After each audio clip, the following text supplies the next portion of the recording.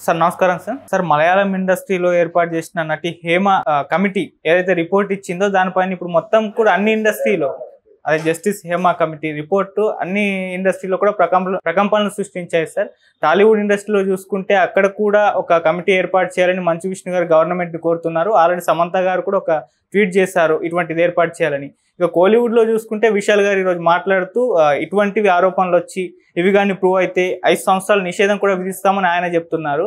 So మొత్తం మీద Hema committee justice Hema committee అయితే మిగతా అన్ని టాలీవుడ్ లో కానివ్వండి మాలీవుడ్ లో కానీ ప్రకంపనలే సృష్టించారు సార్. ఏం చెప్తారు వీటి ఇష్యూ గురించి? అంటే ఒకటి అక్కడ నడిగర సంఘానికి అనుబంధంగా ఫిమేల్ ఆర్టిస్టుల యూనియన్ కూడా ఒకటి ఉంది. ఆ యూనియన్ నుంచి వచ్చినటువంటి ప్రతిపాదన ఎవరైనా మాకు కంప్లైంట్ ఇవ్వండి, కంప్లైంట్ ఇచ్చిన వాళ్ళు బయట మాట్లాడొద్దు, గోప్యంగా ఉంచండి, విషయాన్ని మాకు తెలియజేయండి, మేము దాని మీద రివ్యూ చేస్తాం, దర్యాప్తు చేస్తాం.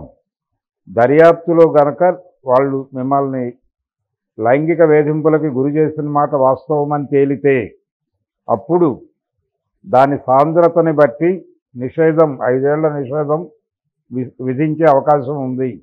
లేదు ఇది ఇంకా ప్రమాదకరంగా ఉంది అనుకుంటే కోర్టులకు నివేదించి తద్వారా శిక్షలు పడేలాగా చేయటానికి మేము కూడా దోహదపడతాం. ఇది వాళ్ళ కంక్లూడ్ చేసిన విషయం. దాన్ని విషయాలు ప్రపంచానికి తెలియజేశారు. కానీ ఇక్కడ విషయం ఏమిటంటే టాలీవుడ్లో ఆల్రెడీ ఇలాంటి కమిటీ ఒకటి గతంలో ఏర్పడింది 2018లో అనేది తెలుసుకోవాలి. ముందు 2018లో ఒక గొడవ జరిగింది. 2019లో నాకు తెలిసి ఏప్రిల్ అనుకుంటున్నాను నేను, అప్పటి Telangana state film development corporation చైర్మన్గా ఉన్నటువంటి రామ్మోహన్ రావు గారి నేతృత్వంలో ఇక్కడ ఒక కమిటీ వేశారు. ఆ కమిటీ నివేదిక ఏమైందో తెలియదు. హైకోర్టులో ఒక పిల్ వేశారు, దాని పరిస్థితి ఏంటో తెలియదు. కాబట్టి వాటిని మూవ్ చేయగలిగితే చాలు, వీడు కొత్తగా ఏం చేయక్కర్లా, ఆల్రెడీ ఉంది. ఆ కమిటీ ఎందుకు నివేదిక ఇవ్వలేదంటే ఇప్పుడు ఆ కమిటీలతో సన్నిహిత సంబంధాలు ఉన్న సినిమా వాళ్ళు చెప్తున్న మాట ఏమిటంటే చాలా తప్పుడు ఆరోపణలు వచ్చాయి, అంటే ఫాల్స్ ఎలిగేషన్స్ వచ్చాయి, అందువలన ఇది ఎలా నివేదిక తయారు చేస్తాము అని కన్ఫ్యూజ్ అయ్యి నివేదిక చేయలేదు అని చెప్పారు.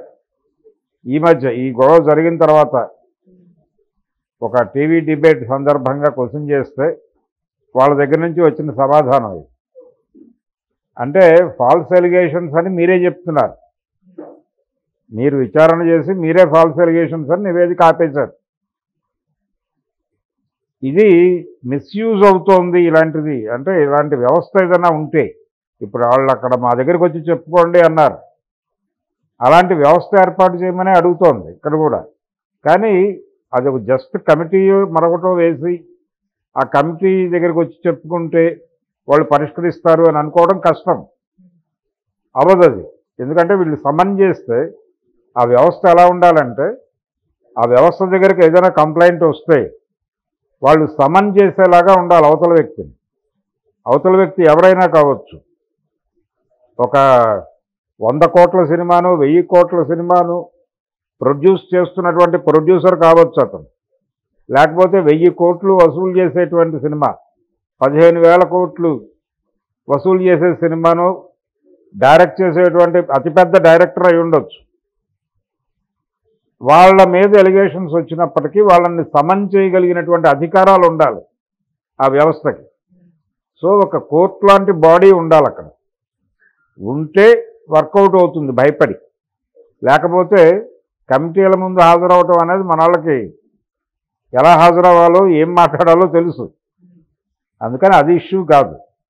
ఇప్పుడు మెడ్రాస్లో జరిగింది ఏంటి, చెన్నైలో జరిగింది, నడిగర సంఘం ఆధ్వర్యంలో వాళ్ళు ఈ కమిటీ వేస్తాం మా దగ్గరికి వచ్చి చెప్పుకోండి అనేది, ఇది జస్ట్ కొంచెం వెన్న రాయటం లాంటిది చేస్తున్నారు గాయానికి, అంతే తప్ప దీన్ని సమూలంగా మార్చడానికి ఏం చేయాలి అనేది కాదు.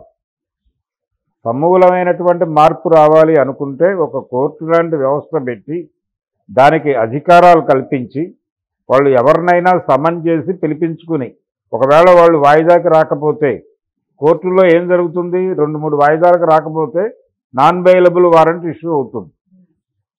ఆ నాన్ బెయిలబుల్ వారెంట్ పట్టుకొని మీ అరెస్ట్ కోసం తిరుగుతూ ఉంటారు పోలీసులు. మీరు ఎక్కడ ట్రేస్ అయితే అక్కడ ఇమ్మీడియట్గా కస్టడీలోకి తీసుకెళ్ళి కోర్టులో ప్రొడ్యూస్ చేస్తారు. అలాంటి శక్తివంతమైనటువంటి ఒక బాడీ కావాలి అక్కడ.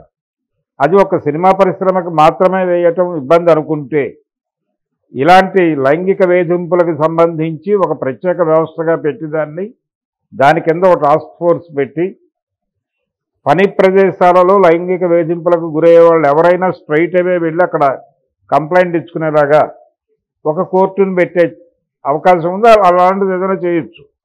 అది చేస్తే తప్ప ఇవి సాల్వ్ కావు. ఇలాంటి కమిటీ ఇప్పుడు చెన్నైలో వాళ్ళు నడిగర సంఘం వాళ్ళు వేసిన ఇలాంటి కమిటీలు వేస్తే ఆ కమిటీలను ఎలా మేనేజ్ చేయాలో వీళ్ళకి తెలుసు. ఆల్రెడీ రామ్మోహన్ రావు నాయకత్వంలో వేసిన కమిటీలో ఎందుకు నివేదికలు, ఆ నివేదిక ఎందుకు రాలేదని అడిగితే వచ్చిన ఎలిగేషన్స్ అన్నీ ఫాల్స్ ఎలిగేషన్స్ అని చెప్తున్నారు. వీళ్ళు చెప్తున్నారు, ఎవరు మేల్ పీపుల్ చెప్తున్నారు, పురుషులు చెప్తున్నారు, మహిళలు కాదు చెప్తాం. అంటే ఏమిటి, పురుషాధిక్య సమాజం, పురుషులు తప్పులు చేయరు, మహిళలు మాత్రమే తప్పులు చేస్తారు. వాళ్ళు ఫాల్స్ ఎలిగేషన్ వాంటెడ్గా కొంతమంది కుర్రాళ్ళని, కొంతమంది నిర్మాతల్ని, కొంతమంది నటుల్ని టార్గెట్ చేసి వాళ్ళకి అవకాశాలు ఇవ్వని వాళ్ళ మీద పర్సనల్గా గ్రెడ్జ్ పెట్టుకుని దాడి చేసే ప్రయత్నంలో భాగంగా ఇలాంటి చోట్లకి వెళ్ళి కేసులు పెడతారు అనేది ఎస్టాబ్లిష్ చేస్తున్నారు. ఇది ఎస్సీ ఎస్టీ అట్రాసిటీస్ యాక్ట్ మీద కూడా ఇదే జరిగింది. అగ్రకులాలు ఇవే మాట్లాడతాయి ఆ యాక్ట్ మీద. అది మిస్యూజ్ అయిపోతుంది. ఈ దళితులందరూ మమ్మల్ని వేధించారని చెప్పి వేధించకపోయినా కేసులు పెట్టేసే అవకాశం అది. దీనివలన సామాజిక సమతుల్యం దెబ్బతింటుంది. ఈ లెవెల్ విమర్శలు విన్నాం మనం ఎస్సీ ఎస్టీ అట్రాసిటీస్ యాక్ట్ మీద. అదే విమర్శలు దీని మీద కూడా చేస్తున్నారు, ఈ కమిటీ మీద కూడా. అవన్నీ ఫాల్స్ ఎలిగేషన్స్ అని. సో అది ఇండస్ట్రీ కండిషన్. అందుకని వీళ్ళకి చిత్తశుద్ధి ఉంటే, సమంతకి కావచ్చు, మంచు మనోజ్కి కావచ్చు, మంచు విష్ణు గారికి కావచ్చు, వీళ్ళకి గనక చిత్తశుద్ధి ఉంటే ఇమ్మీడియట్గా గతంలో వేసినటువంటి కమిటీ ఏమిటి, దాని నివేదిక ఏమైంది, ఆ ఫాల్స్ ఎలిగేషన్స్ ఏమిటి, నిజంగా ఫాల్స్ ఎలిగేషన్స్ అయినప్పటికీ నివేదిక తయారు చేయాలి కదా. వీళ్ళని ఆదేశించింది ఎవరు, ఆ రోజున సినిమాటోగ్రఫీ మంత్రిగా ఉన్న తలసాని శ్రీనివాస్ యాదవ్ గారు. కోర్టులో ఉన్నటువంటి కేసు దాన్ని రీచ్ ఈ నివేదిక అడిగారు, అది రాలా. సో అసలు కోర్టుకి ఏం చెప్పారు, మంత్రి గారికి ఏం చెప్పారో తెలియదు. మొత్తం అలా స్టాగ్నేట్ అయిపోయి ఉంది. అది ఆ కార్యక్రమాన్ని కొంచెం జవసత్వాలు ఇచ్చి ముందుకు నడిపిస్తే అసలు విషయాలు బయటకు వస్తాయి. సార్, ఇప్పుడు జస్టిస్ హేమా కమిటీ రిపోర్ట్ ఇచ్చింది కదా, అది కూడా పెద్దగా ఇప్పుడు మీడియాలో హల్చల్ చేస్తుంది, కానీ తర్వాత సైలెంట్ అయిపోయే అవకాశం ఉందంటారా సార్? ఇప్పుడు అది ఎప్పుడు వేసింది కాదుగా, అది 2017లో వేసింది. 17లో వేస్తే 19లో నివేదిక వేస్తే ఇప్పుడు హడావిడి జరుగుతుంది. దాదాపు అదే టైం 2017లో అక్కడ గొడవ జరిగింది. దిలీప్ అనేవాడు ఒక ఆర్టిస్ట్ని తీసుకెళ్ళి కారులో ఆ అమ్మాయి మీద మానభంగం చేసే ప్రయత్నం చేశాడు. దాని మీద మొదలైనటువంటి గొడవ అది 2018లో ఇమ్మీడియట్గా అదే టైంలో ఇక్కడ కూడా జరిగింది కదా. ఇక్కడ కూడా వెళ్ళి ఛాంబర్ ముందు చాలామంది జూనియర్ ఆర్టిస్టులు గొడవ చేశారు కదా, మమ్మల్ని ప్రతివాడు వేధిస్తున్నాడని. సో ఒకే టైం లైన్లో జరిగిన ఈ ఇన్సిడెంట్లన్నీ ఒకే టైం లైన్లో. ఆ తర్వాత అక్కడ 19లో నివేదిక ఇచ్చారు, ఇక్కడ 19లో కమిటీ వేశారు.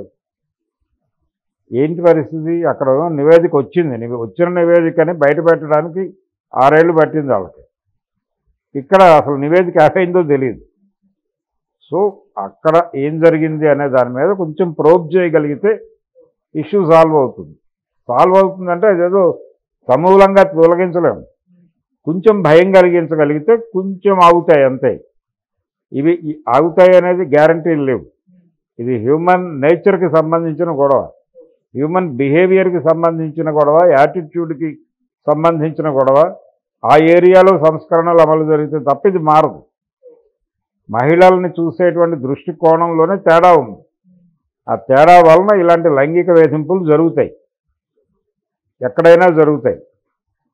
ఒక ప్రామినెంట్ పొజిషన్ ఒక రాజకీయ పార్టీలో ఒక మహిళ కోరుకుంటోందనే విషయం తెలిస్తే అటువైపు సీరియస్గా గట్టెక్కించగలిగిన సమర్థత ఉంది అని ఎవరికైనా అనిపిస్తే వాడు ఇమ్మీడియట్గా వెళ్ళి పెట్టేది ఈ ప్రపోజలే, మీరు మాకేమిస్తారు అని. కాబట్టి అన్ని చోట్ల ఉంది, ఇది ఒక చోట కాదు. ఆల్రెడీ ఇలాంటి వేధింపులే ఇప్పుడు చూస్తున్నాం పొలిటికల్ ఏరియాలో.